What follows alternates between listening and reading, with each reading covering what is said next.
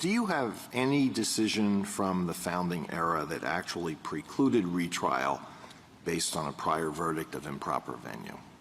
But I don't think that there's any the dominant practice at the founding is that it always went to a general verdict. And so that would have the ordinary consequences of a general verdict. In the mine run of cases, the government's not going to retry. The rule that they point to, the rule is the one rejected in Bull, which is if you have a general verdict of acquittal, even if that's on a conduct element, the jury, somehow we know the jury said they really didn't do it, he's completely innocent. Even in that situation, the government was allowed to subsequently collaterally attack that and say there was a deficiency in the indictment, including a deficiency in venue. I take it your answer is no. You don't have any case from the founding era that actually precluded retrial based on a prior verdict of improper venue.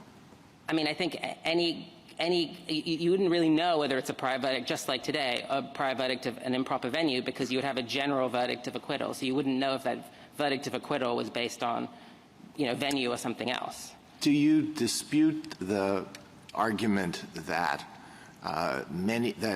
there are many treatises from the founding era and extending into the 19th century that say, quite from respected authorities, Blackstone, et cetera, that say that a reversal based on improper venue does not preclude retrial?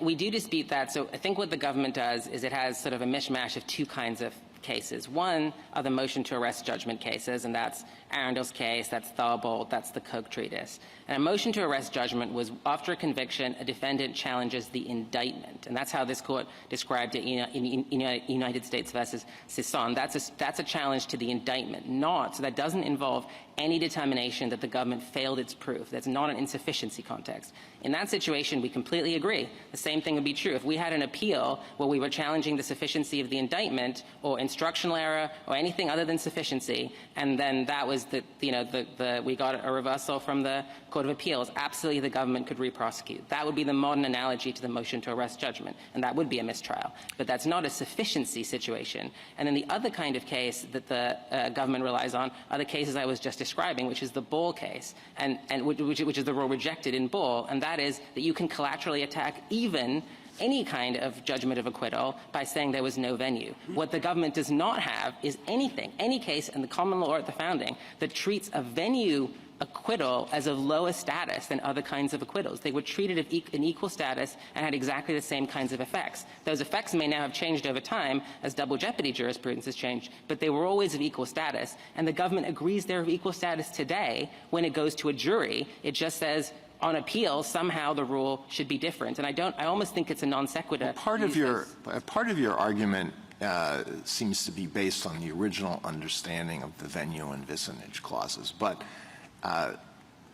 it doesn't seem to me that is sufficient, that you can win on that alone, but you try to buttress it by injecting elements of our modern double jeopardy jurisprudence. So you have kind of a hybrid argument. If we look just at our modern double jeopardy case law, have we said that retrial is barred when there is a reversal on appeal on a ground that does not concern the culpability of the defendant?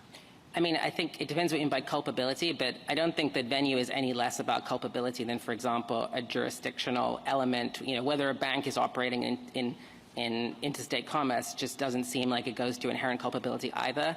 And then if it's about elements, well, we know we have affirmative defenses. So, what is the thing that unifies affirmative defenses, jurisdictional elements, and conduct elements? The only thing I think that substantively unifies them is they are things that go to a jury and the government bears the burden of proof. And when the government fails that burden of proof, there's a judgment of acquittal. And that's exactly the same thing for the venue right. And what the government is basically saying is the venue right has some special status where it just is exempt from that. And then it's saying, in addition, it only has that special status on appeal. If it went to the jury, we're happy to treat it in exactly the same way. We're happy to submit jury instructions that allow for general verdicts, that allow for preclusion. But on appeal, the results somehow could be different. And I just don't think that follows.